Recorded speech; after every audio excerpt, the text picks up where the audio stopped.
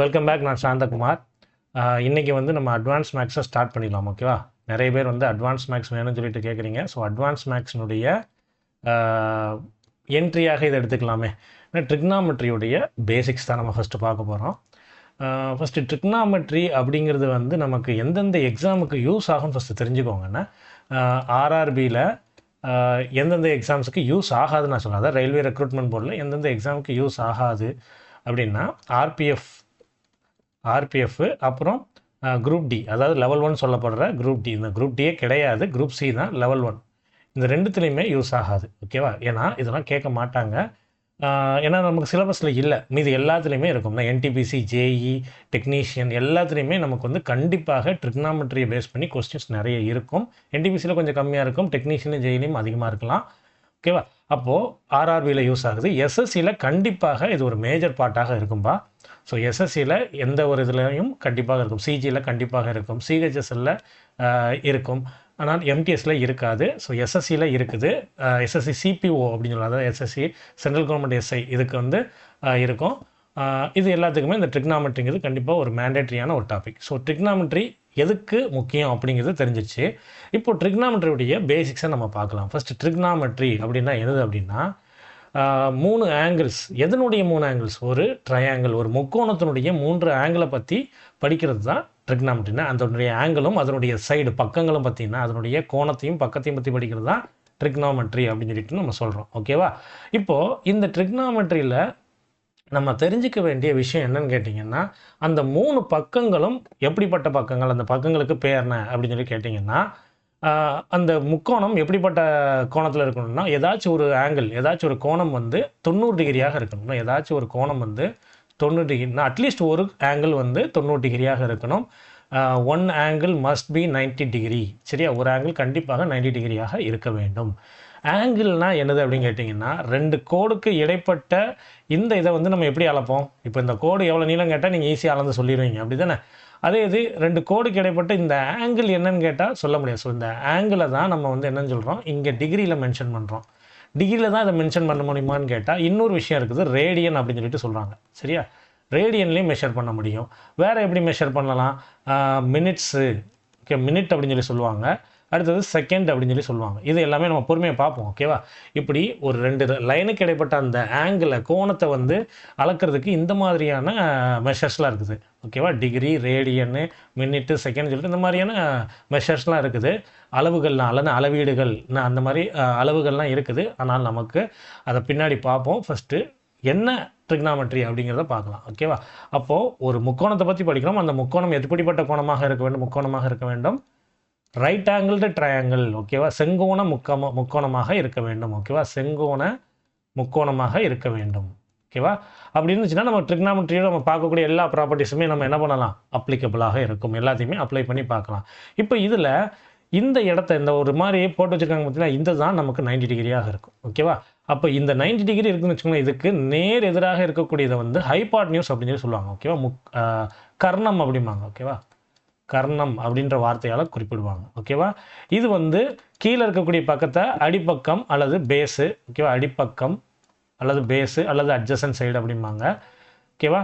அதே மாதிரி இந்த பெர்பெண்டிகுலராக இருக்குது பார்த்தீங்களா? இந்த பெர்பெண்டிகுலர்னால் நல்ல செங்குத்தாக ஒரு லைன் இருக்குது பார்த்தீங்களா? இது ஆப்போசிட் அல்லது எதிர்பக்கம் அப்படின்னு சொல்லி சொல்லுவாங்க. ஓகேவா? எதிர்பக்கம். சரி, அடிப்பக்கம், எதிர்பக்கம், கர்ணம். இதுதான் ட்ரையாங்கிள். ஓகே, இந்த ஆங்கிள் என்னவானாலும் இருக்கலாம்பா.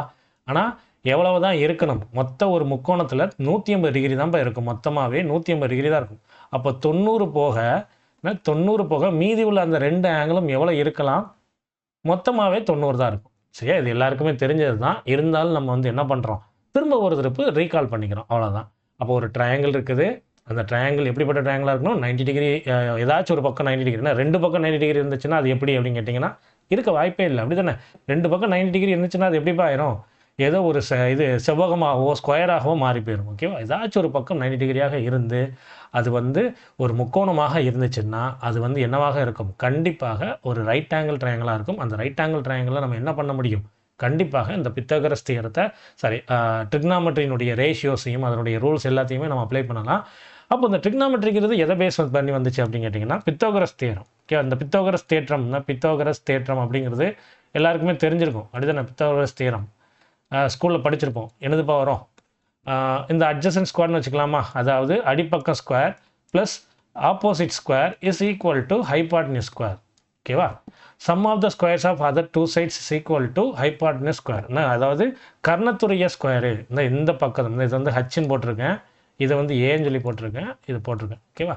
இப்போது A square plus O square is equal to H square. இதுதான் பித்தகரஸ் தியரம். இந்த பித்தகரஸ் தியரத்தை பேஸ் பண்ணி தான் நமக்கு நிறைய ஐடென்டிட்டிஸ் அப்படிம்பாங்க. ஐடென்டிட்டிஸ்ங்கிறது வேறு ஒன்றுமே இல்லைப்பா. ஐடென்டிட்டிஸ் நம்ம இங்கே சொல்கிறது எல்லாமே ப்ராப்பர்ட்டிஸ், அவ்வளோதான். ஒரு சில ப்ராப்பர்ட்டிஸ்னால் என்ன சொல்லலாம்?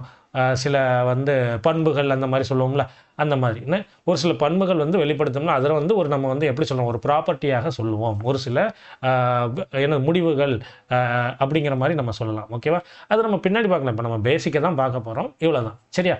அப்போது இங்கே நமக்கு எதில் தான் எல்லாமே பண்ணுறோம்? டிகிரியில் தான் பண்ணுறோம். அதை தீட்டாங்கிற ஒரு இதில் குறிப்போம். ஓகேவா? டிகிரியில் தான் சொல்ல போகிறோம். தீட்டா அப்படிங்கிற ஒரு வார்த்தையால் குறிப்போம். நான் தீட்டான்னு இந்த ஒரு ஓ போட்டு இப்படி போட்டு வச்சுருக்கோம் பார்த்தீங்களா, அதான் தீட்டா அப்படிம்பாங்க. ஓகேவா?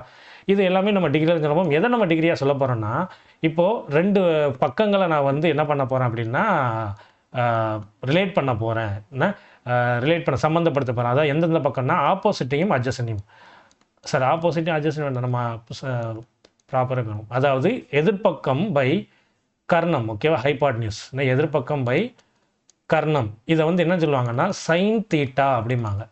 சரி, அப்படின்னா என்னதுன்னு கேட்டிங்கன்னா, இந்த இடத்துல ஒரு ஆங்கிள் இருக்குதுன்னு வைங்களேன். இந்த ஆங்கிளுடைய சைன் தீட்டா வேல்யூ என்னவாக இருக்குன்னா இது பை இது. சரியா?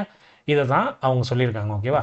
அடுத்தது அட்ஜசன்ட் சைடு பை ஹைபாட்னியூஸ், அதாவது அடிப்பகுதி பை கர்ணம் அப்படிங்கிறது காஸ் தீட்டா. சரியா? அதே மாதிரி tan தீட்டா அப்படிங்கிறது என்னென்னா opposite side by adjacent side. இதை வந்து என்ன சொல்கிறாங்கன்னா tan தீட்டா அப்படிம்பாங்க. ஓகேவா? இது வந்து ஒரு ரூல். ஓகேவா? இது வந்து நமக்கு ட்ரிக்னாமெட்ரியில் நம்ம படிக்க வேண்டிய ஒரு ரூல். சரியா? சைன் தீட்டான்னு நம்ம சொல்ல போடுற ஒன்று எப்படின்னா இந்த opposite side by hypotenuse, cos தீட்டாங்கிறது adjacent side by hypotenuse, tan தீட்டாங்கிறது opposite side by adjacent side. சரியா? இன்னும் ஒரு 3 தீட்டாக்கள் இருக்குது. என்னென்ன தீட்டா அப்படின்னு கேட்டிங்கன்னா கொசிக்கன் தீட்டா. ஓகேவா? சைனுக்கு அப்படியே ஆப்போசிட்னா என்ன அர்த்தம்? அப்படியே 1/sin தீட்டா இப்படியும் போட்டுக்கலாம். அதனுடைய ரெசிப்ரோக்கல், அதனுடைய நேர்மறை. ஓகேவா? அதனுடைய எதிர்மறையாக இருக்கும் 1/sin தீட்டா. அப்படின்னா என்ன வரும்? கொசிக்கன் தீட்டா இஸ்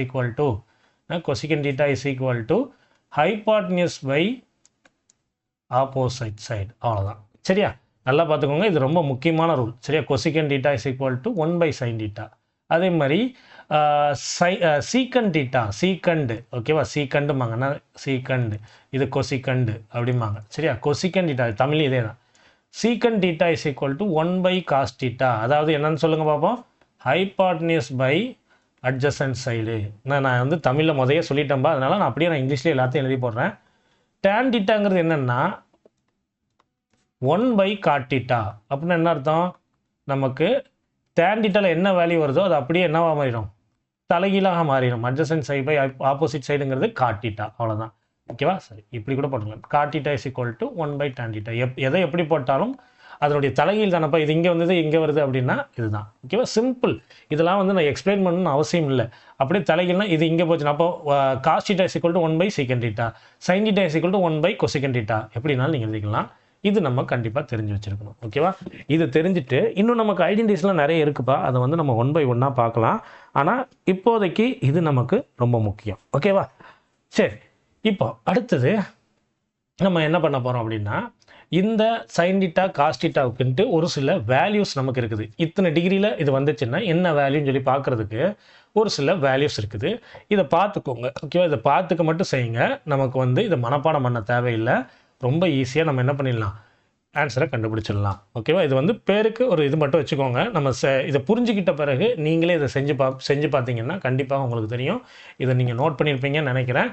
ஓகே, இப்போது இதில் நான் வந்து என்ன பண்ண போகிறேன்னா சைன் தீட்டாவுடைய வேல்யூ, அதாவது இந்த பகுதியில் இதை மட்டும் நம்ம வந்து படிச்சுக்கிட்டோம், எப்படி போடுறோம் தெரிஞ்சுக்கிட்டோம் அப்படின்னா நமக்கு ரொம்ப ஈஸி. இதெல்லாம் விட்டுருங்கப்பா, இதெல்லாம் நான் வந்து உங்களுக்கு ஈஸியாக சொல்லி தந்துடுறேன். ஓகேவா? எப்படி பண்ணலாம் அப்படின்ட்டு. சரியா?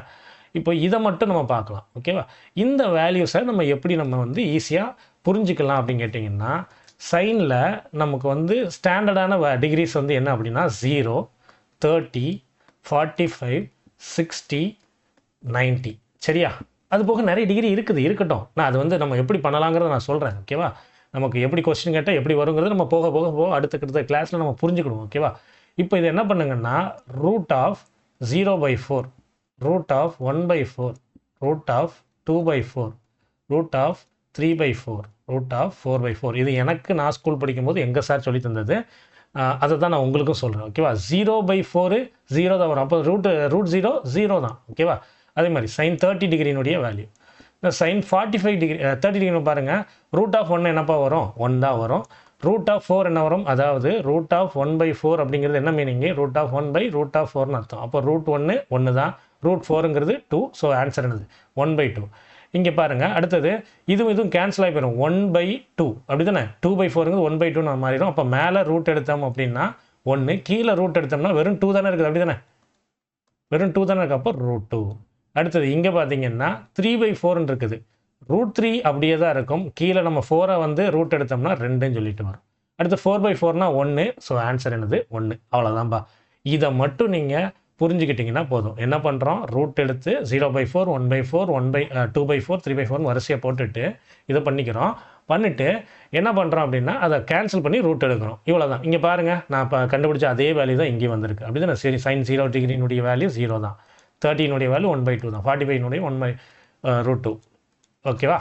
இப்போது உங்களுக்கு ஒரு கேள்வி, இதெல்லாம் போய் நாங்கள் செஞ்சு பார்த்து பண்ணுவோன்னா நீங்கள் வந்து இப்போ வந்து என்ன பண்ணிக்கோங்க, இதை புரிஞ்சுக்கோங்க. அங்கே செஞ்சு பார்க்கும்போது உங்களுக்கு அப்படியே மைண்டில் செட் ஆகும். ஓகேவா?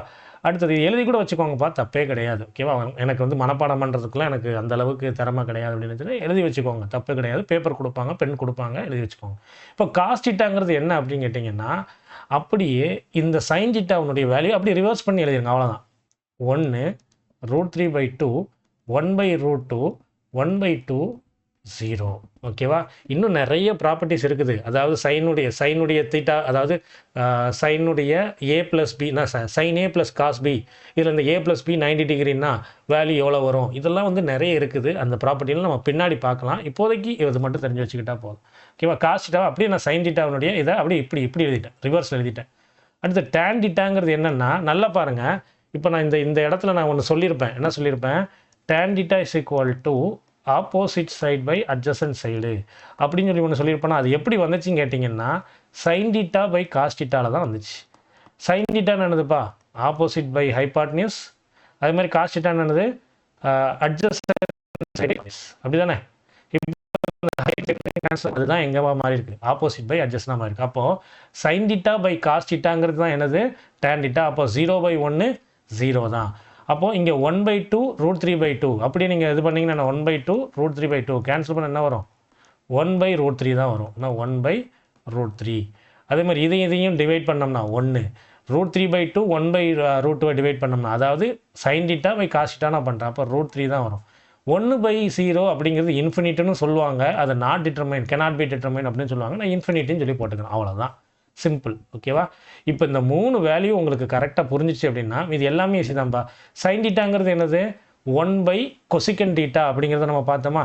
அப்போது இந்த இதில் நம்ம என்ன பண்ணிக்க வேண்டியது? அப்படியே டிவைடட் பை 1ன்னு சொல்லி போட்டுக்கலாம். ஓகேவா? இப்போ cosecant theta is equal to 1/0. ஓகேவா? அப்படின்னா என்ன வரும்? cannot be determined அல்லது இன்ஃபினிட்டி. இங்கே பாருங்கள், 1/1/2. அப்போ 1/1/2 என்ன வந்துடும்? இந்த 2 மேலே போயிடும். அப்போ 2ன்னு சொல்லிட்டு வரும். அடுத்தது இங்கே √3 வரும். இங்கே 2/√3 வரும். இங்கே என்ன வரும்? 1 வரும். அப்போ அதே இது சீக்கன் தீட்டா பாருங்கன்னா, அப்படியே நம்ம வந்து என்ன ரூல் உண்டோ அந்த ரூல் அப்படியே நம்ம எழுதுகிறோம். சீக்கன் தீட்டாவுக்கு என்ன வரும்? அதே காஸ் தீட்டாவை தலைகீழ எழுதிக்கலாம். இல்லைன்னா இந்த கொசிக்கன் தீட்டா இருக்குது பார்த்தீங்கன்னா, இதை ரிவர்ஸில் எழுதிக்கலாம். ரிவர்ஸில் எழுதுங்க. √2 நல்லா பாருங்கள். இந்த எதிர்மறையாக இருக்கக்கூடிய இந்த சைனு காசு எதிர்மறையாக இருக்குது. அதாவது நான் ரெசிப்ரோக்கலை பற்றி சொல்லலை. சைனுக்கும் காசுக்கும் ஆகாது, டேனுக்கும் காட்டுக்கும் ஆகாது, அந்த மாதிரி. ஓகேவா? அப்போ அந்த வேல்யூஸில் அந்த 45 டிகிரி எப்பயுமே ஒரே மாதிரி இருக்கும். இப்போ இந்த tan தீட்டாவுடைய இதை அப்படியே ரிவர்ஸில் நம்ம என்னென்னு பண்ணிக்கலாம்? காட் தீட்டாவில் எழுதிக்கலாம். அப்படியே இங்கே பாருங்கள், நான் எந்த வேல்யூமே நான் இங்கே பார்க்கவே இல்லை. அப்படியே இதே தான் எங்கேயும் வந்திருக்குது, இங்கேயும் வந்திருக்கு. இதை நீங்கள் மனப்பாடம் பண்ணணுமா? தேவையே கிடையாது. இந்த டேபிளை கூட நீங்கள் எழுதி வச்சுக்கலாம். ஒருவேளை உங்களுக்கு வந்து ரொம்ப ஸ்பீடாக பண்ணணும்னு நினச்சிங்கன்னா மனப்பாடம் பண்ணிக்கோங்க. ஆட்டோமேட்டிக்காகவே இது மைண்டில் ஏறிடும். ஓகேவா? ஆட்டோமேட்டிக்காகவே உங்களுக்கு மைண்டில் கண்டிப்பாக ஏறிடும். சரியா? அவ்வளோதான்ப்பா. இதை நீங்கள் படிச்சுக்க போகிறீங்க. இவ்வளோதான். சரியா? இப்போது ட்ரிக்னாமெட்ரியில் நம்ம சைனு, காசு, டேனு இதெல்லாமே பார்த்தாச்சு. அப்படின்னா என்னன்னு பார்த்தாச்சு. அதுக்கும் பக்கங்களுக்குமான சைட்ஸுக்குமான சம்மந்தத்தை பார்த்தாச்சு. முக்கியமான டிகிரிஸ்க்கான வேல்யூவை பார்த்தாச்சு. ஓகேவா? எப்படி அதை மனப்பாடம் பண்ணாமல் புரிஞ்சுக்கலாம் அப்படிங்கிறதையும் பார்த்தாச்சு. இப்போ நம்ம அடுத்த கட்டமாக எங்கே போக போகிறோம்னா, இந்த இடத்துக்கு தான் வரப்போகிறோம். ஓகேவா? இந்த இடத்துக்கு வரப்போகிறோம். இந்த இடத்துல இதை நம்ம மனப்பாடம் பண்ணுறங்கிறது சாதாரணம் கிடையாது. ஓகேவா? இதுக்கு முன்னாடியே நம்ம என்ன பார்த்துடலாம் அப்படின்னா, இந்த ரேடியன்ஸை வச்சு நம்ம பார்த்துடலாம். ஓகேவா? இப்போது ஒரு டிகிரி வேல்யூலேருந்து, ஓகேவா, டிகிரி மெஷர்லேருந்து ரேடியன் மெஷராக மாற்ற போகிறோம் அப்படின்னா ரொம்ப சிம்பிள்ப்பா. ரேடியன் அப்படிங்கிறது 6 மார்க்கா, இதுவும் 6 மார்க் தானே இருக்குது. அப்போ 6ங்கிறத ஒரு பை மாதிரி ஞாபகம் வச்சுக்கோங்க. ஓகேவா? அப்போது π/180 பெருக்கி விட்ருங்க. ஏன்னா டிகிரி இன்ட்டு π/180 அப்படிங்கிறது என்னது? ரேடியன். ஓகேவா? இதெல்லாம் சும்மா சிம்பிளானது, இதெல்லாம் தெரிஞ்சு வச்சுக்கணுங்கிறதுக்காக. அப்போ ரேடியன் டு டிகிரிக்கு, ரேடியன் டு டிகிரியாக மாற்றுறதுக்கு என்ன பண்ணிடுங்க? 180/θ, சரி 180/π. ஓகேவா? இது என்னது? Radian into 180/π. 180 degree, 180 degree. இது வந்து என்னது? டிகிரியாக மாறும். ஓகேவா? இது ஒன்று. சரியா? அடுத்தது 60 மினிட்ஸ் அப்படின்னு சொல்லுவாங்க. மினிட்ஸ் அப்படிங்கிறது வேறு ஒன்றுமே இல்லை. ஒரு டிகிரி இருக்குன்னு வச்சுக்கோங்களேன். இதான் ஒரு டிகிரி. இதான் ஒரு டிகிரினா இது அதாவது 60 டிவிஷனாக பிரிக்கிறதுனா 60 பங்குகளாக பிரிக்கிறது வந்து மினிட் அப்படிம்பாங்க. ஏன்னா ஒரு டிகிரியை 60 பங்காக பிரித்தோம்னா அது மினிட் அப்படிம்பாங்க. ஓகே? அப்போ 60 மினிட்னா 60, இந்த டேஷுங்கிறது மினிட்டை குறிக்கும். ஓகேவா? இந்த டேஷுங்கிறது மினிட்டை குறிக்கும். ஓகேவா? நிமிடங்களை குறிக்கும். அப்போ 60 மினிட்டுங்கிறது என்னது? ஒரு டிகிரி. ஓகேவா? மொத்தம் எவ்வளோ டிகிரிப்பா இருக்க முடியும்? மொத்தமாக ஒரு வட்டத்தில் எவ்வளோ டிகிரி இருக்க முடியும்? 360 டிகிரி தான் இருக்க முடியும். சரியா? அடுத்தது அதே மாதிரி 60 செகண்ட்ஸு. ஓகேவா? 2 டேஷ் வந்துச்சுன்னா அது செகண்ட்ஸும்பாங்க. ஓகேவா? 60 செகண்ட்ஸு அப்படிங்கிறது என்னது அப்படின்னு கேட்டிங்கன்னா 1 மினிட்.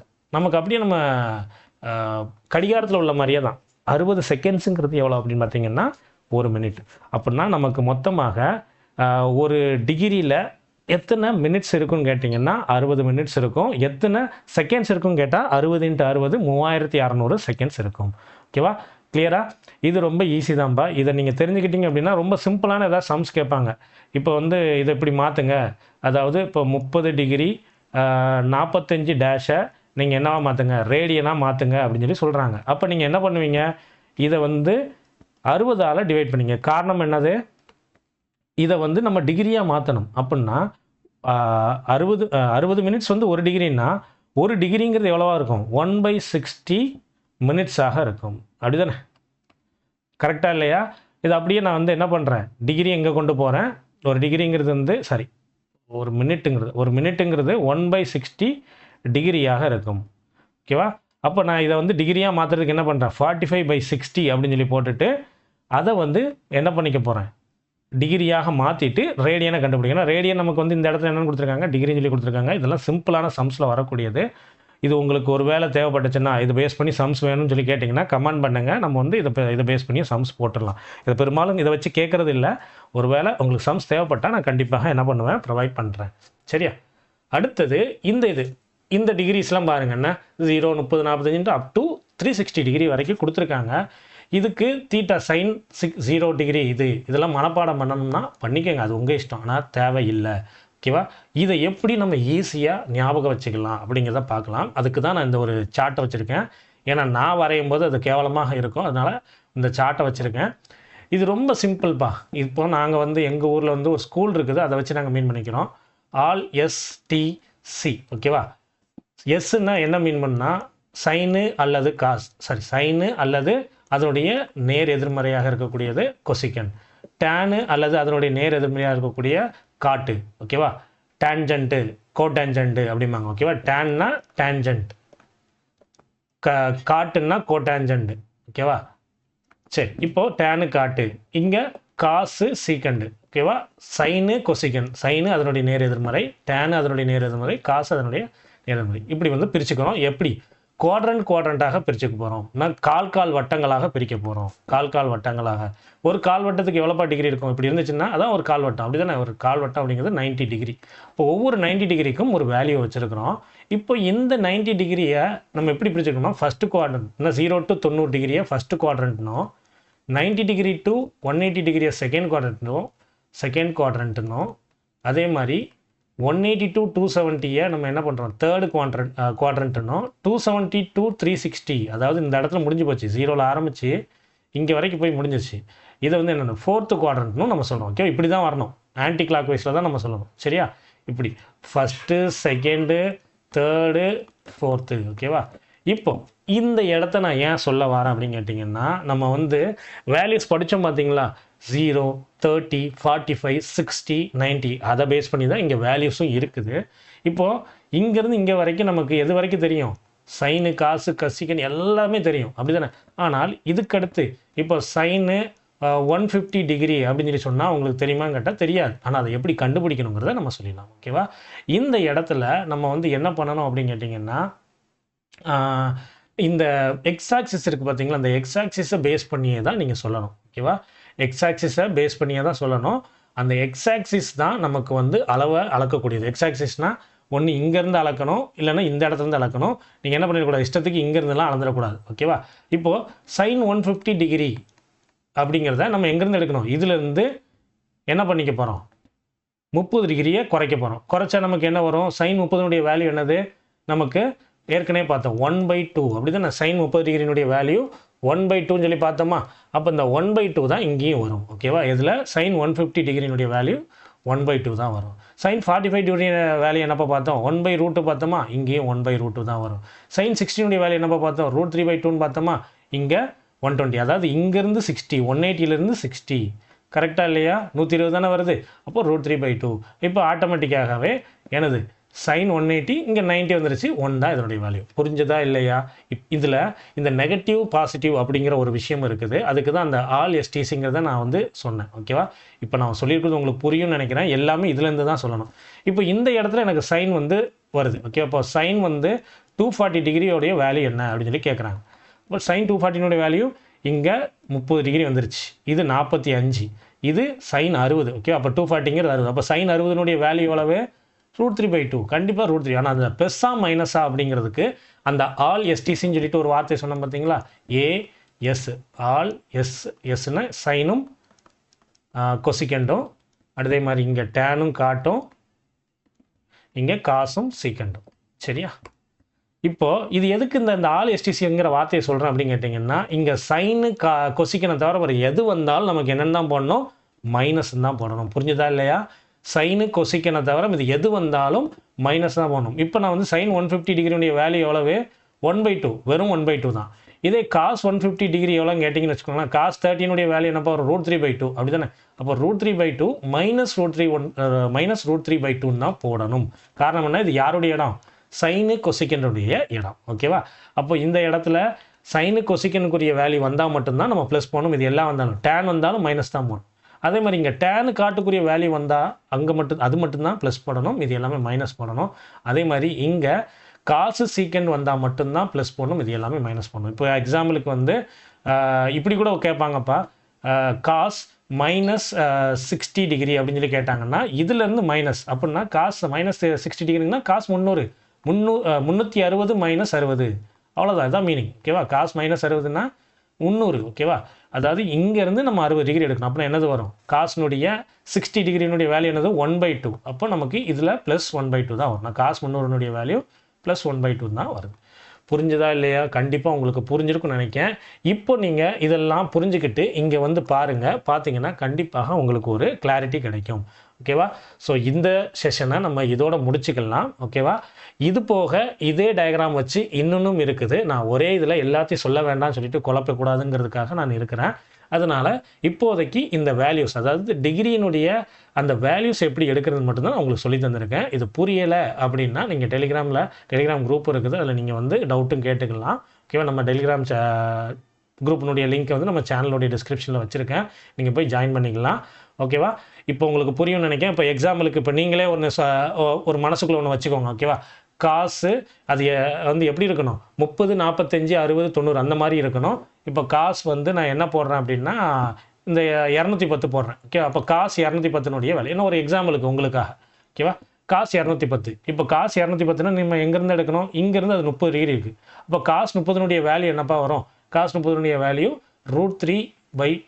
காசு 30 டிகிரினுடைய வேல்யூ எவ்வளோ வருது? √3/2 தான் வருது. ஓகேவா? அப்போ காஸ் 30 டிகிரினுடைய வேல்யூ √3/2. இப்போது இது வந்து எந்த இடத்துல வந்திருக்குது? யாருடைய இடம் இது? டேஞ்சன்ட்டும் கோடான்ஜென்ட்னுடைய இடம். அப்போ இந்த இடத்துல நம்ம மைனஸ் பண்ணுவோமா ப்ளஸ் பண்ணுவோமா மைனஸ், அப்போ ஆன்சர் -√3/2. ஏன்னா இங்கே பாருங்கள், இப்போ நமக்கு காசு என்ன பார்த்தோம், 210. அப்போ காசு 210, காசு இங்கே இருக்குது, 210 இங்கே இருக்குது, ஆன்சர் வந்துருச்சா -√3/2. ஓகேவா? இப்போ வேறு என்ன போடலாம், tan 240 போடலாம். ஓகேவா? tan 240 போடலாம். ஓகேவா? அப்போ டேனுங்கிறது வந்து 240 அதோட இடத்துல தான் இருக்குது. அப்போ ப்ளஸில் தான் ஆன்சர் வரப்போகுது. அப்போ எதுலேருந்து தான் நம்ம அளவு எடுக்கணும், இங்கேருந்து அளவு எடுக்கணும். இங்கேருந்து 240ங்கிறது எவ்வளோ டிகிரி, ஒரு 60 டிகிரி வருது. அப்போ tan 240 tan 16 வேல்யூ என்னது, நம்ம இப்போ தான் பார்த்தோம் கொஞ்சம் நேரத்துக்கு முன்னாடி, எனக்கு மறந்து போச்சு. ஸோ √3. ஓகேவா? அப்போது +√3 தான் வரும். இப்போ நம்ம இதில் செக் பண்ணிடலாமா? அப்போ செக் பண்ணுங்கள், டேனுடைய 240 எவ்வளவு, √3 தான். இப்போ புரிஞ்சிருக்கும்னு நினைக்கிறேன் உங்களுக்கு. ரொம்ப ஈஸியான ஒரு கான்செப்ட் தான். இதை நீங்கள் கரெக்டாக புரிஞ்சுக்கிட்டிங்கன்னா ரொம்ப ஈஸி. So keep supporting. நம்ம வந்து அடுத்தடுத்து இன்னும் பேசிக்ஸ் இன்னும் முடியலை. அது நம்ம வந்து ஏன் நான் அதை வந்து அப்படியே நான் ஹோல்டு பண்ணி வச்சுருக்கிறேன் அப்படின்னா, அந்த மாதிரி சம்ஸை நம்ம கொண்டு வந்துட்டு அந்த பேசிக்ஸை அந்த சம்மை சொல்லும் போது அந்த பேசிக்ஸ் சொன்னால் உங்களுக்கு ரொம்ப இன்ட்ரெஸ்டிங்காக இருக்கும். அதுக்காக தான் நான் அதை சொல்லலை. அதாவது இப்போ sin 90 + θ அப்படின்லாம் வரும். ஓகேவா? இப்போ இது என்ன வரும்னா cos θன்னு சொல்லிட்டு வரும். இது எப்படி வந்துச்சு அப்படின்னு சொல்லிட்டு உங்களுக்கு தெரியாது. அதை நம்ம அடுத்த வீடியோவில் சொல்லலாம். ஓகே, அடுத்த வீடியோவில் அதுக்கேற்ற கொஸ்டினோட நம்ம கண்டிப்பாக பார்க்கலாம். தேங்க்யூ. நம்ம சேனலில் வந்து உங்கள் ஃப்ரெண்ட்ஸு காம்படிட்டிவ் எக்ஸாம் வந்து படிக்கிறாங்க, எஸ்எஸ்சி படிக்கிறாங்க, ரயில்வே படிக்கிறவங்க அப்படிங்கிறவங்களுக்கு ஷேர் பண்ணுங்கள். ஓகேவா? தேங்க்யூ.